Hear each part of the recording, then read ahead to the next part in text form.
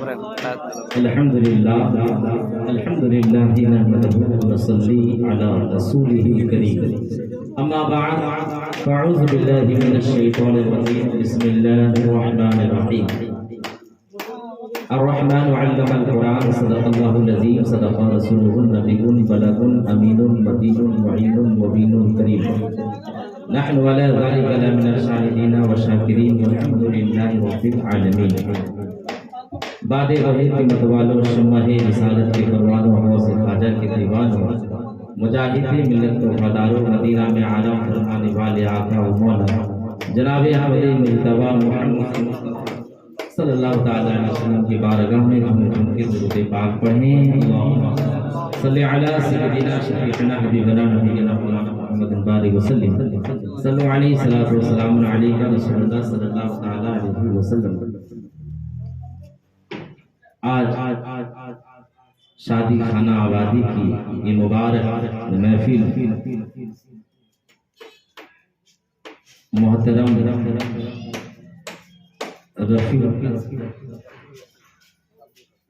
عبدالرفیع صاحب کی یہ ولیمہ کی محفل میلاد مصطفیٰ کی محفل یہاں نے سجائی ہے، اللہ تعالیٰ اسے قبول فرمائے۔ مجھ سے پیش تھا حضرت انور رضا صاحب اور ان کے پہلے ان کے بڑے بھائی جو ہے ہمارے تانوگیر کے رہنے والے ہیں، وہ بھی بہت بہترین نعت پڑھتے ہیں ماشاءاللہ، اور حضرت علامہ مولانا صابر حسین مجاہد وہ بھی ماشاءاللہ بہت بہترین نعت پڑھتے ہیں، لیکن وقت ایسا لگ رہا تھا کہ اور بھی پڑھے، ہمارا دل یہ چاہتا تھا لیکن وقت میں تو گنجائش ہی نہیں، لیکن جتنا بھی پڑھے ہیں اللہ اسے قبول فرمائے اور ان کے عمر میں علم میں اللہ برکتیں عطا فرمائے۔ ہمارے بائیں طرف حضرت علامہ مولانا عبدالواحد صاحب امام رہٹن کالونی مسجد کے وہ بھی تشریف رکھتے ہیں، اللہ تعالیٰ ان کے علم عمر میں برکتیں عطا فرمائے۔ اور ہمارا اشرف القادری صاحب کے بڑے بڑے جلسوں کے نقیب ہیں، وہ چھوٹے جلسے میں آ گئے ہیں لیکن وہ بڑے بڑے کانفرنس کے میں وہ تشریف لے جاتے ہیں، محبت ہے وہ تشریف لائے ہیں، اللہ تعالیٰ ان کے علم عمر میں برکتیں عطا فرمائے۔ دیکھیے لوگ زیادہ ہو یا کم ہو اس کا کوئی غم نہیں ہے، لیکن ایک بات آپ کو بتاؤں کہ اگر سونا 1 گرام کا اگر ہے وہ بھی سونا ہے، 1 کلو کا اگر ہے وہ بھی سونا، ایسا نہیں ہے کہ 1 کلو کا سونے کو سونا کہیں گے اور 1 گرام سونا کو سونا نہیں کہیں گے، یہ ہرگز نہیں ہے۔ اگر 1 گرام کا سونا ہے وہ بھی سونا ہے اور 1 کلو کا اگر سونا ہے وہ بھی سونا ہے۔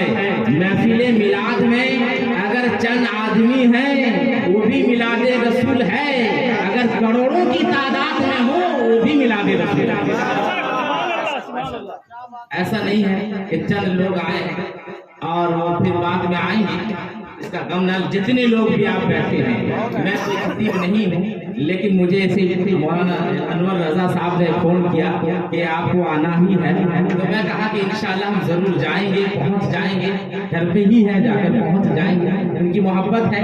اور یہ کیا بلائے، اور یہ تو محفل رسول سجی ہے، ان کا کرم نہ ہوتا تو ہم یہاں کیسے آتے، ان کا ہی کرم ہے تو یہاں ہم تشریف لائے ہیں۔ میرے اعلیٰ حضرت عظیم البرکت مصدق الدین و ملت علی رحمت الرضوان فرماتے ہیں، چمک تجھ سے پاتے ہیں سب پانے والے، میرا دل بھی چمکا دے چمکانے والے، برستا نہیں دیکھ کر ابر رحمت، پتوں پر بھی برسا دے برسانے والے، تو زندہ ہے واللہ تو زندہ ہے واللہ، میرے چشم عالم سے چھپ جانے والے۔ اور میرے اعلیٰ حضرت فرماتے، کوئی کیوں پوچھے تیری باتیں رضا، کوئی کیوں پوچھے تیری باتیں رضا، تجھ سے 1000 کتے پھرتے ہیں۔ میرے اعلیٰ حضرت کی جو اشعار ہے میں اس لیے اس محفل میں پڑھا ہوں، اور علماء کرام فرماتے ہیں، بڑے بڑے محدثین فرماتے ہیں، جس محفل میں میرے اعلیٰ حضرت کا کلام پڑھ لیا جاتا ہے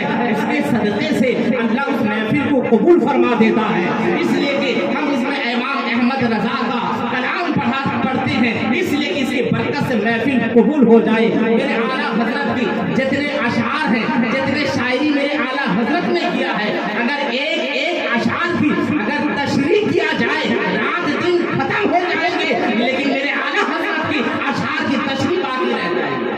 میرے اعلیٰ حضرت نے جتنے اشعار کیے، میں ایک بات آپ کو بتاؤں، میرے اعلیٰ حضرت نے کہا کوئی کیوں پوچھے تیری باتیں رضا، تجھ سے ہزار کتے پھرتے۔ میرے اعلیٰ حضرت ایسے شخص ہیں اس دور میں، امام احمد رضا خان فاضل بریلوی فرماتے ہیں، کیا فرماتے ہیں کہ ان کے دربار میں پڑھاتے ہیں، بچوں کو درس دے رہے ہیں، بچوں کو پڑھا رہے ہیں، اور پڑھاتے پڑھاتے کچھ علماء کی جماعت تشریف لائی، اور جیسے وہ تشریف لے آئے اور آنے کے بعد دیکھتے میرے اعلیٰ حضرت پڑھاتے ہیں، اور جیسے پڑھاتے ہیں دیکھا، لیکن ہمارا ماحول یہ ہے کہ ہم جب درسگاہ میں پڑھاتے ہیں یا بیٹھے ہیں، گاؤں کا سیکرٹری آ جائے تو ہم وہاں کھڑے ہو جاتے ہیں، لیکن ہم کو نہیں کھڑے ہونا چاہیے، اس لیے کہ درس دے رہے ہیں، نہیں کھڑے ہونا چاہیے۔ میرے اعلیٰ حضرت پڑھا رہے، علماء کی جماعت آئی، لیکن اعلیٰ حضرت کھڑے نہیں ہوئے، بیٹھے رہے، درس دیتے رہے، پڑھاتے رہے، اور جیسے بات مکمل ختم گھنٹی پوری ہو گئی، علماء کرام کا استقبال کیا، لے کے سامنے بٹھایا، میرے اعلیٰ حضرت نے تماموں کو بٹھایا۔ آنے والے علماء نے کیا دیکھا کہ بچے جو ہیں آنکھوں سے آنسو بہ رہے ہیں، اعلیٰ حضرت بھی رو رہے ہیں، بچے بھی رو رہے ہیں، لیکن علماء نے پوچھا اے بچے بتاؤ کہ تم کیوں روتے ہو، رونے کا سبب کیا ہے، رونے کی وجہ کیا ہے، کیوں روتے ہو؟ لیکن بچوں نے کہا کہ آپ اعلیٰ حضرت سے پوچھ لیجئے کہ ہم کیوں روتے ہیں، وہ بتا دیں گے۔ امام احمد رضا خان سے پوچھتے ہیں، بتایا جائے کہ آپ روتے کیوں ہیں، آپ کے رونے کا سبب کیا ہے، کیوں روتے ہیں؟ اعلیٰ حضرت ارشاد فرماتے ہیں، اے آنے والے علماء سنو، میں اپنے بچوں کو عالم بھی بناتا ہوں، حافظ بھی بناتا ہوں، قاری بھی بناتا ہوں، محدث بھی بناتا ہوں، لیکن یاد رکھو میں سب سے پہلے عاشق رسول بناتا ہوں۔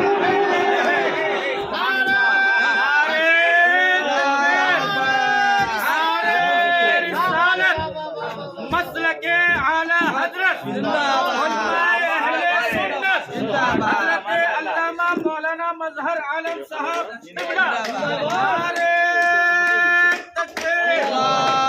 حضرت فرماتے ہیں، اے آنے والے علماء سنو، میں اپنے بچوں کو عالم بھی بناتا ہوں، حافظ بھی بناتا ہوں، محدث بھی بناتا ہوں، مفتی بھی بناتا ہوں، لیکن سب سے پہلے میں ان کو عاشق رسول بناتا ہوں۔ اور میرے اعلیٰ حضرت نے فرمایا، یاد رکھو آج کا ایسا دور آئے گا، وہ عالم جو ہے بدل سکتا ہے، عالم جو ہے بگڑ سکتا ہے، لیکن بک سکتا ہے، عالم بک سکتا ہے۔ میرے اعلیٰ حضرت فرماتے ہیں، جو عاشق رسول ہوگا وہ کبھی نہیں بگڑے گا۔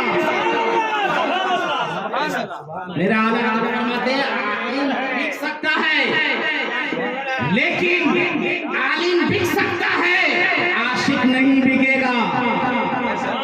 اجما کر دیکھیے، کہیں واقعات ایسے ہیں جو عالم بک چکے ہیں، لیکن میرے اعلیٰ حضرت فرماتے ہیں جو عاشق ہوگا وہ نہیں بکے گا۔ میں اپنے بچوں کو تکبیر، رسالت، روز کا دامن، روز کا دامن، میں اپنے بچوں کو عالم بھی بناتا ہوں، حافظ بھی بناتا ہوں، لیکن سب سے پہلے عاشق رسول بناتا ہوں۔ سب سے بڑے حضور کے تمام معجزات میں سے ایک معجزے کا نام احمد رضا ہے، تمام معجزات میں سے ایک معجزے کا نام احمد رضا ہے، اور ایسے امام احمد رضا ہے، اور وہ فرماتے ہیں کیا خاک ساری ہے ان کی۔ دیکھیے اعلیٰ حضرت فرماتے ہیں، کوئی کیوں پوچھے تیری باتیں رضا، تجھ سے ہزار کتے پھرتے ہیں۔ اعلیٰ حضرت نے لکھا ہے لفظ کتا کیوں ہے، اس شعر میں اشعار میں کتا کیوں ہے؟ میرے اعلیٰ حضرت مدینہ شریف کے سرزمین پر تشریف لے جاتے ہیں، عرض کرتے ہیں یا رسول اللہ میں آپ کو دیکھنا چاہتا ہوں، یا حبیب اللہ میں آپ کی زیارت کرنا چاہتا ہوں، یا نبی اللہ میں آپ کو دیکھنا چاہتا ہوں، مصطفیٰ آپ چہرہ دکھا دیجئے میں آپ کو دیکھنا چاہتا ہوں۔ اعلیٰ حضرت عرض کر رہے ہیں میں آپ کو دیکھنا چاہتا ہوں۔ میرے اعلیٰ حضرت ایک تفسیر بیان کرتے ہوئے فرماتے ہیں हैं, आला हजरत फरमाते हैं एक अल्लाह के बहुत बड़े मुक़द्दस वली गुजरे हैं और ऐसे वली हैं और उनके पास एक मुरीद आया और मुरीद कहता है ऐ हजरत आप मुझे इजाजत दे दीजिए, मैं हज करने जाने वाला हूँ, मैं हज की तरफ रवा दवा हूँ। लेकिन वो पीर साहब मेरा आला हजरत क्या कहते हैं कि वो मुरीद जब आया अपने पीर की बारगाह में हज की इजाजत दिया हज करने जाए, लेकिन पीर साहब ने कहा कि जाते हो हज करने जाओ, लेकिन याद रखो कि जब तुम हज करना वहाँ मक्का के अरकान पूरी करने के बाद जब तुम मदीना जाना ना, जब मदीना शरीफ जाना हर चीज का एहतराम करना, हर चीज का चूम लेना, हर चीज का एहतराम करना। लेकिन कहा कि ठीक है, उसने आया हज के लिए, मक्का के सारे अरकान पूरी करने के बाद मदीना शरीफ आया, लेकिन असर की नमाज पढ़ने के लिए जल्दबाजी में जब वो तशरीफ ले जा रहा था, एक बिल्ली जो रास्ते में सोई हुई थी उसको पैर से चटक दिया, वो जख्मी हो गई, उसका परवाह करे बेगर वो नमाज के लिए चला गया। नमाज मुकम्मल की, हज मुकम्मल होने के बाद पीर की बारगाह में आया और पीर की बारगाह में जैसे आता है और कहता है कि हजरत मैं हज करके आ गया हूँ, पीर अपना चेहरा फेर देते हैं, फिर कहता हजरत क्या गुस्ताखी हो गई है, मैं हज करके आ गया हूँ, फिर चेहरा फेर देते हैं, फिर कहता फिर दूसरे दिन आता, फिर पीर साहब की बारगाह में कहता हजरत मैं हज करके आया हूँ, लेकिन पीर ने अपना चेहरा फेर दिया। 3 दिन तक मुसलसल एक बातें होते रही, लेकिन उसने पैर अपने पीर का पकड़ कर कहता है ए बताओ अब मुझसे कौन सी गलती हो गई, आपने इजाजत दी, मैंने हज करके आया है, लेकिन मुझसे कौन सी गलती हो गई। आप चेहरा फेर देते हैं, रुख फेर देते हैं, वजह बता दीजिए। पीर ने कहा बता मैंने मुझे क्या कहा था कि मक्का के सारे अरकान अदा करने के बाद जब तुम मदीना आना हर चीज का एहतराम करना, तुमने कौन सी गलती की है बता दो। कहता है मैंने कोई गलती नहीं, बताओ सोच कर कि तुमने एक रास्ते में असर की नमाज पढ़ने के दरमियान जब जाया करते थे एक बिल्ली सोई हुई नजर आती थी कि नहीं आती थी, कहा तुमने उसको चटक दिया चली गई, कहा हाँ मुझे वो तो बिल्ली थी, वो तो मदीना में एक बिल्ली नजर आ रही थी, मैं तो चला गया। और पीर कहते हैं ए मेरा मुरीद याद रख वो बिल्ली और कोई नहीं थे, अपना कपड़ा उठाकर कहते हैं देख वो मैं ही वहां मदीना शरीफ में मौजूद था, सुभान अल्लाह, मैं ही मदीना शरीफ में मौजूद था। तो मेरे आला हजरत इसी वाकया की तर्जमानी करते हुए फरमाते हैं कोई क्यों पूछे तेरी बातें रसा तुझसे 1000 बातें मिलती हैं। वो आला हजरत वो इमाम अहमद रजा, इसलिए कि हमको आला हजरत असीम बरकत से मोहब्बत करनी चाहिए, अकीदत करनी चाहिए, उल्फत करनी चाहिए। मसलक के आला हजरत वो है कि हम उस पर चलना भी चाहिए। दरूद पाक पढ़े अल्लाहुम्मा सल्ली अला सय्यिदिना मालिक सल्ली सलातो व सलाम अलैका रसूलुल्लाह सल्लल्लाहु तआला अलैहि वसल्लम। आज इस शादी की महफिल है और मैं तो ये बड़ी मुबारकबाद उन वालिद को देना चाहूंगा जिन्होंने इस शादी के मौके पर मिलादे रसूल की महफिल सजाई, मुबारकबाद है। और वो जो शादी जिनकी हुई है उनकी मुबारक काबिल मुबारकबाद है। मैं कई दिन पहले उनसे मेरी मुलाकात भी है हबीबपुर के ज़मीन पर, उन्होंने कहा कि मेरी निकाह में, लेकिन मेरे निकाह के बाद एक अजीम प्रोग्राम करूंगा। हकीकत कहता हूँ उनके नेक इरादे को अल्लाह कबूल फरमाए, अल्लाह उनकी उम्र में भी बरकतें अता फरमाए और दुल्हन के भी उम्र में अल्लाह बरकतें अता फरमाए। ये नेक ख्याल सब में नहीं पाई जाती है, लेकिन याद रखें जो शादी के महफिल में अभी वलीमा की महफिल है और मेरे सरकार फरमाते हैं, मेरे अल्लाह के रसूल सल्लल्लाहु अलैहि वसल्लम फरमाते हैं, क्या फरमाते हैं, जो वलीमा करते हैं मुफ्ती आज़म हिंद कैसा कहते हैं, मुफ्ती आज़म हिंद कहते हैं कि जब मुफ्ती आज़म हिंद का जब वलीमा हुआ, जब ऐसा वलीमा हुआ कि उस वलीमा में मुफ्ती आज़म हिंद ने 3 दिन तक आला हजरत ने वलीमा दिया। कितने दिन तक? 3 दिन तक मेरे आला हजरत ने वलीमा खिलाया, बरेली शरीफ में सबक को खिलाया। लेकिन मेरे मुफ्ती आज़म हिंद की एक आदत करीमा ये थी, सुन्नत रसूल पर ऐसा अमल करते थे, वो फरमाते हैं कि वो कभी भी अपने माँ से भी खाना मांग कर नहीं खाया करते, मांगते नहीं थे। अगर वक्त हो जाता था तो अगर उनकी अम्मी जान खाना दे देती थी तब ये खाना खा लेते थे, लेकिन खाना मांगते नहीं थे। 3 दिन तक वलीमा हुआ, आला हजरत ने वलीमा में सारे लोगों को खिलाया, मिस्कीनों को खिलाया, गरीबों को खिलाया, उलमा को खिलाया, सारे लोग खाते रहे। رہے لیکن مفتی اعظم ہند جن کا ولیمہ ہے وہ کھانا نہیں کھائے. آخری دن ان کی امی جان پوچھتی ہیں مصطفیٰ رضا خان کیا تو کھانا کھا لیے؟ مصطفیٰ رضا خان کہتے ہیں کہ آپ تو کھانا دیا نہیں تو میں کھایا نہیں. 3 دن تک ولیمہ کھا رہے ہیں. مصطفیٰ رضا خان مفتی اعظم ہند کھانا مانگتے بھی نہیں ہیں لیکن 3 دن کا وقت گزر گیا. امی جان کہتی ہے کھانا نہیں کھایا. کہا کہ آپ نے دیا نہیں میں نے کھانا کھایا نہیں. کتنے سنت رسول پر عمل کیا کرتے تھے لیکن میں ان کو مبارکباد دوں گا کہ اسی ولیمہ میں اور میرے سرکار فرماتے ہیں کہ وہ ولیمہ کا کھانا بدترین ہے جن ولیمہ کے کھانے میں غریبوں کو نہیں بلایا جاتا ہے. اور میرے سرکار نے فرمایا کہ وہ ولیمہ کا کھانا بدترین ہے جن کھانوں میں ولیمہ میں غریبوں کو یاد نہیں کیا جاتا ہے.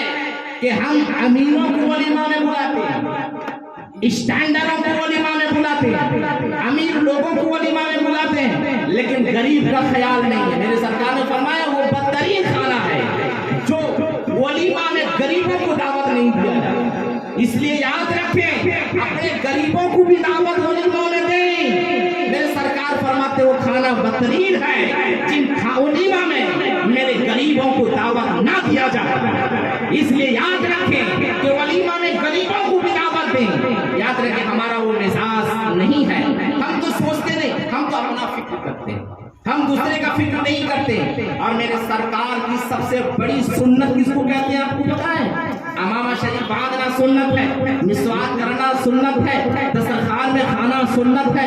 یہ بہت اچھی چیز ہے, عمل بھی کرنا چاہیے. لیکن میری سرکار کی سب سے بڑی سنت کا نام ہے فکر امت.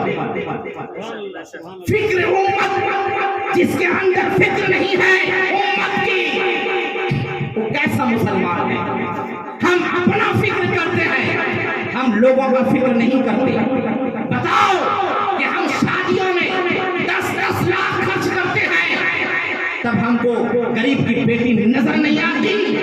جب میلاد رسول میں 2 لاکھ خرچ ہوتا ہے تو لوگ غریب کی بیٹی آ جاتی ہیں.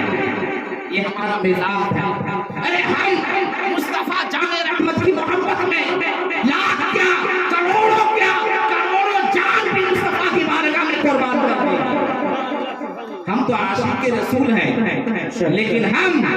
لیکن یاد رکھیں غریبوں کو یاد کریں, فکر کریں. مصطفیٰ نے فرمایا جب میرا امت پریشان ہو جاتا تو حضور فرماتے ہیں مجھے تکلیف ہوتی ہے.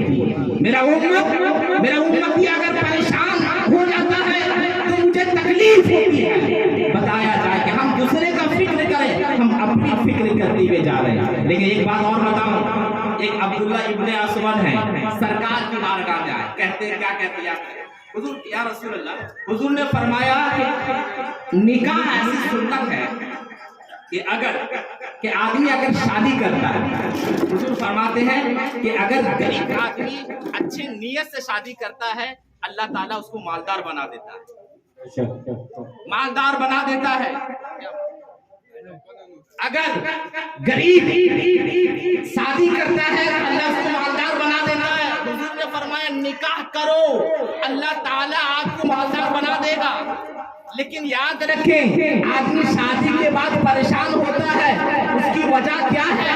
اس کی نیت درست نہیں ہے, اس کی نکاح میں نیت درست نہیں ہے, نیت درست نہیں ہے. اگر نکاح کرتا ہے اچھی نیت کے ساتھ حضور فرماتے ہیں اس کی غریبی اللہ دور فرما دیتا ہے جو نکاح اچھے نیت سے کرے. لیکن یاد رکھیں میں تو مبارکباد یہ بھی دینا چاہوں گا کہ لوگ شادیوں میں گانے بجاتے ہیں, میوزک بجاتے ہیں, ڈی جے لگواتے ہیں. یاد رکھیں جو نکاح میں اگر ڈی جے بجاتے ہیں گناہ کرتے ہیں, حضور کو تکلیف ہوتی ہے. اور جس شادی میں حضور کو تکلیف دے دے بتاؤ زندگی بھر بھی خوش نہیں رہ سکتے, خوش نہیں رہ سکتے.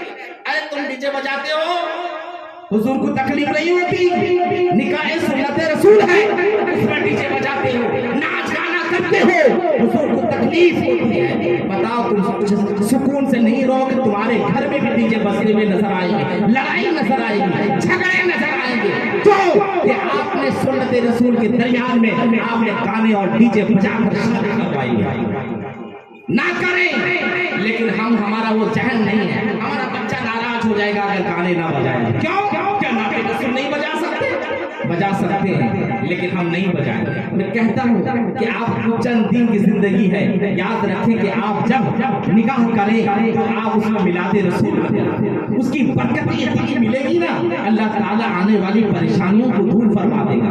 عبداللہ ابن اسود کہتے ہیں یا رسول اللہ میں نکاح کرنا چاہتا ہوں، قریب صاحب کہتے ہیں یا رسول اللہ میں نکاح کرنا چاہتا ہوں، میں نکاح کرنا چاہتا ہوں، میں قریب حضور نے فرمایا وہ کیسے صحابی تھے، کتابوں میں آتا ہے ان کے چہرے ہاڑ پھٹی سے بھرے، ہاڑ پھٹی چہرے کالے ہیں، نبی کی بارگاہ میں کیا رسول اللہ میں نکاح کرنا چاہتا ہوں۔ حضور نے فرمایا کہ تم نکاح کرنا چاہتے ہو؟ ہاں۔ حضور نے فرمایا اے میرے صحابہ بتاؤ مدینہ میں سب سے خوبصورت کس کی بیٹی ہے؟ سبحان اللہ سبحان اللہ۔ حضور نے فرمایا، صحابی نے فرمایا فلاں کی امیر ہے، اس کی خوبصورت بیٹی ہے۔ حضور نے فرمایا اسی سے عبداللہ ابن اسود کا نکاح ہوگا۔ خوبصورت، ہم تو خوبصورتی پر مارتے ہیں نہیں، ہم لڑکی کو کیا دیکھتے ہیں کہ لڑکی کیسی ہونی چاہیے؟ خوبصورت، پڑھی لکھی، دنیا کی دین کا نہیں، خوبصورت پر جاتے ہیں، لیکن میرے رسول پر قربان جائیے۔ یاد رکھیں دیندار دیکھ کر لے کر آؤ، دنیا دار دیکھ کر نہ لے آؤ، دیندار لڑکی لے کے آؤ گھر میں۔ حضور نے فرمایا دینداری جس کے اندر ہو اس لڑکی کو نکاح کر کے اپنے گھر لاؤ۔ عبداللہ ابن اسود کالے چہرے پہ ہاڑ پھٹی ہے، لیکن میرے نبی نے فرمایا خوبصورت بچی کون ہے؟ کہا کہ ایک فلاں کی بیٹی بہت خوبصورت ہے، عبداللہ ابن اسود کی ان سے شادی ہو جائے گی۔ رسول نے جو کہہ دیا وہ ہوگا، کیا رشتہ لے کے کون جائے گا؟ عبداللہ ابن اسود کہتے ہیں میں ہی لے جاؤں گا، میں ہی خود چلا جاؤں گا۔ ٹھیک ہے جاؤ۔ عبداللہ ابن اسود تشریف لے گئے، دوپہر کا وقت ہے، آواز دی، اندر سے اس کا باپ دروازہ کھولا، کہا کہ کیسے کیا لینے آئے ہو میرے گھر، کون ہو تم؟ کہاں؟ کہتے ہیں عبداللہ ابن اسود میں نبی کا صحابی ہوں، نبی کا غلام۔ کیوں آئے؟ کہا کہ میں آپ کی بیٹی سے نکاح کا پیغام لے کر آیا ہوں، آپ کی بیٹی کے لیے۔ کہا کہ تم نے شکل آئینہ میں دیکھی ہے، کتنے کالے ہو، چہرے پہ ہار پھٹی ہے، تم میرے آپ کو پتا ہے کہ میری بیٹی مدینہ کے اندر خوبصورت ہے، مدینہ کے اندر خوبصورت ہے، اس خوبصورت بچی بیٹی تمہارے نکاح میں دے دو؟ ہرگز نہیں، چلے جاؤ۔ کہا کہ نہیں جاؤں گا، میرے نبی نے بھیجا ہے، نبی نے بھیجا ہے، نبی نے بھیجا ہے۔ لڑکی اندر سے آتی ہے، آواز دیتی ہے ابو جان رک جائیے، ابو جان رک جائیے، رک جائیے۔ کہا بیٹی کیا ہوا؟ کہا کہ میں اس صحابی سے نکاح کرنے کے لیے تیار ہوں۔ کہا کہ بیٹی تو پاگل ہو چکی ہے، یہ کالے چہرے پہ ہار پھٹی ہے، تو میری مدینہ میں خوبصورت بیٹی ہے، تھوڑا نکاح اس کا کیسے کر دو؟ بیٹی کہتی ہے اے میرے باپ، آپ نے ان کالے کو دیکھا ہے، چہرے پہ ہار پھٹی دیکھی ہے، میں نے مدینے والے کو دیکھا ہے، رشتہ عام آدمی نہیں بھیجا ہے، مدینے کے سردار نے بھیجا۔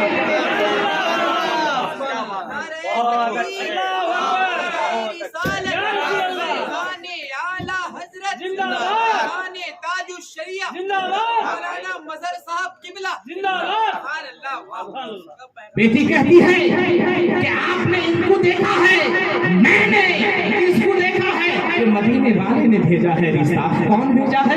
سرور کائنات نے بھیجا ہے۔ کون بھیجا ہے؟ شفیع المذنبین نے بھیجا ہے۔ کون بھیجا ہے؟ مصطفیٰ جان رحمت نے بھیجا ہے۔ کون بھیجا ہے؟ میرے مصطفیٰ نے بھیجا ہے۔ کون بھیجا ہے؟ جن کے ساتھ اللہ نے دنیا کو پیدا فرمایا ہے، انہوں نے بھیجا ہے، مدینے والے آقا نے بھیجا ہے۔ میں تیار ہوں، کب کرو گے نکاح؟ بیٹی پوچھتی ہے شادی سے کب کرو گے نکاح؟ کہا کہ کل۔ سامنے پاس میں کچھ نہیں، کچھ بھی نہیں، خالی खाली है। लेकिन हम क्या सोचते हैं, बच्चा कमाएगा ना तब हम निकाह करेंगे। नहीं, टाइम हो गया निकाह कर लीजिए। निकाह नहीं करते हैं, ज़िना आम हो गया, ज़िना बहुत ज्यादा होते हैं। क्यों कि हमने निकाह को महंगा बना दिया है, निकाह महंगा कर दिया है। 4 आदमी जाएंगे निकाह हो जाएगा, लेकिन 500 आदमी को लेके जाए। क्यों? आपके पास अगर ताकत है तो आप वलीमा शाम से दीजिए, सुन्नत है। चंद आदमी को लेके निकाह पढ़ा दीजिए, हो जाएगा काम। नहीं, हम सारा बोझ लड़की के बाप में डाल देते हैं। ऐसा नहीं, इस्लाम ऐसा नहीं बता। निकाह सस्ता करो। अगर आपको वलीमा देने की ताकत ना हो, लेकिन चंद खजूरें फातिया करके वलीमा के नाम से बाद में देंगे, वो भी सुन्नत रसूल अल्लाह। ऐसा नहीं है कि 10 आदमी को खिलाएं, 500 आदमी को खिलाएं। हम उस पर ना जाएं। साहब ने कहा कल करूंगा, क्या तैयारी करो, जाओ आ गए सरकार की बारगाह। या रसूल अल्लाह, क्या राजी हो गई? कहा या रसूल अल्लाह राजी हो गई, कल मेरा निकाह। हुजूर ने कहा कि ठीक है, कल तुम निकाह करने वाले हो? कहा कि या रसूल अल्लाह कुछ भी नहीं है मेरे पास, कुछ भी नहीं। कुछ रकम मेरे रसूल ने अता करवाया कि ले जाओ, जाकर जोड़े वगैरह जो भी खरीदना है जाकर खरीदो। कुछ रकम मेरे नबी ने अता किया। मेरे नबी की बारगाह ऐसी बारगाह है, खाली हाथ जाता है रसूलुल्लाह ऐसा भर देते हैं, कयामत तक उसे खजाने में बरकत। कहा जाओ। उस आदमी अब्दुल्लाह इब्न अस्वद कुछ रकम ले आए, मदीना के बाजार में तशरीफ ले गए। बेटी की बच्ची के लिए कुछ सामान खरीदने लगे, लेकिन जैसा खरीदने के दरमियान में क्या मोहब्बत है रसूल उनके दिल में, क्या मोहब्बत, क्या इश्क, क्या आशिक थे वो। उन्होंने जैसा खरीदने के दरमियान में एक निदा क्या कोई है इस्लाम की बका के लिए, इस्लाम की बका के लिए तशरीफ ले आए, इस्लाम की बका के लिए तशरीफ ले आए। जानते अब्दुल्लाह इब्न अस्वद ने कहा कि जंग के लिए ऐलान किया जाता है, लोग जंग के लिए रवा होंगे, लेकिन उन्होंने क्या उस पैसे से जो है सामान उस खरीदा नहीं, उसमें एक तलवार खरीदी, एक काला कपड़ा खरीदा। खरीदने के बाद घोड़े में सवार होते हैं, काला कपड़ा अपने चेहरे पे बांधते हैं, तलवार हाथ में लिए है। इस्लाम के लिए बुलाया जा रहा है, इस्लाम की बका के लिए बुलाया जाता है, इस्लाम की बका के लिए बुलाया जाता है। और जैसे तशरीफ ले जाते हैं और जैसे अपने घोड़े में बैठकर और अपने हाथों में तलवार पकड़े हैं, जंग की तरफ रवा है। बताया जाए अब्दुल्लाह इब्न अस्वद की शादी कल होने वाली है, कल निकाह है, लेकिन जंग के लिए तशरीफ ले जाते हैं। बताया जब जैसे तशरीफ ले जाते हैं, जंग होता है, तलवारें चलाते हैं। अब्दुल्लाह इब्न अस्वद तलवारें चलाते हैं, लेकिन शहीद हो जाते हैं, वतन से जुदा हो जाती है। इस्लाम की बका के लिए वो उन्होंने वतन से जुदा कर दिया। जुदा करने के बाद जंग का माहौल ठंडा हो गया। रसूलुल्लाह सल्लल्लाहु अलैहि वसल्लम ने तमाम लाशों को इकट्ठा किया, लेकिन एक सर एक धड़ अलग अलग जगह पर है। एक सर एक पत्थर पर जाकर टकराई हुई है, लेकिन मुस्तफा ने फरमाया वो सर को लाया जाए। वो सर को लाते हैं, देखते हैं क्या है, वो अब्दुल्लाह इब्न अस्वद का सर है। अब्दुल्लाह इब्न अस्वद का सर है। हुजूर रोने लगे, चारों कतार रोने लगे। चारों कतार साहब पूछते या रसूल अल्लाह आपके रोने की सबब क्या है, क्यों रोते हैं, आपकी रोने की वजह क्या है? लेकिन अल्लाह के रसूल सल्लल्लाहु अलैहि वसल्लम फरमाते हैं, अब्दुल्लाह इब्न अस्वद से जब मैंने पूछा तुम निकाह करना क्यों चाहते हो, अब्दुल्लाह इब्न अस्वद ने कहा या रसूल अल्लाह मैं इस्लाम को फैलाने के लिए निकाह करना चाहता हूँ, मैं इस्लाम को फैलाने के लिए निकाह करना चाहता हूँ। हुजूर ने थोड़ी देर में मुस्कुराई। वो साहब पूछते हैं आप मुस्कुराते क्यों है? अल्लाह के रसूल फरमाते हैं ये अब्दुल्लाह इब्न अस्वद है जिसका निकाह कल होने वाली है, कल शादी इसकी थी, लेकिन आज ने उसने सर अपने तन से जुदा कर दिया, इस्लाम के लिए जान दे दिया। ये अब्दुल्लाह इब्न अस्वद है, अगर शादी होकर इस्लाम को फैला ना सका, अपनी जान देकर इस्लाम को बचा दिया, इस्लाम को बचा दिया। याद रखें निकाह सुन्नते रसूल है, सुन्नते रसूल है, लेकिन निकाह ऐसे किया जाए, ऐसे किया जाए, सस्ता बनाया जाए, लेकिन हमने उसको महंगा महंगा ना बनाए, सस्ता बनाए। निकाह मेरे सुन्नते रसूल है। आप आज एक लड़की है, ससुराल में झगड़े होते हैं, बहुत झगड़े होते हैं, यहाँ तक कि तलाक की नौबत आ जाती है। बताओ हमारे माशरे में हर गांव में तलाकशुदा बच्ची है, हर गांव में तलाकशुदा बच्ची है। کیوں ہے؟ اس کی وجہ کیا ہے؟ ایک جگہ سسرال میں پریشان ہوتی ہے، باپ کو فون کرتی ہے، ابو جان میں پریشان ہوں، میرے آپ کے داماد جو ہے بڑے پریشان کرتے ہیں۔ انہوں نے کیا کہا؟ اس کورٹ کا چکر نہیں چلا دوں گا، تم میرے گھر آ جا، 30 بار کھا باپ، اس طرح کرتے ہیں۔ کیا آپ جھک جائیں گے بیٹی کی زندگی سنور جائے گی، باپ جھک جائے بچی کی زندگی سنور جائے گی، لیکن ہم جھکیں گے نہیں۔ 30 مار کھانا ہے، آ میری بیٹی گھر آ جا، دیکھتے ہیں کیا حالات ہے۔ کورٹ کا چکر نہیں چلا دینا، دیکھیں نہیں ہوتا، طلاق ہوتے ہیں۔ بتاؤ بی بی نماز نہیں پڑھتی، کوئی طلاق دیا ہے آج تک؟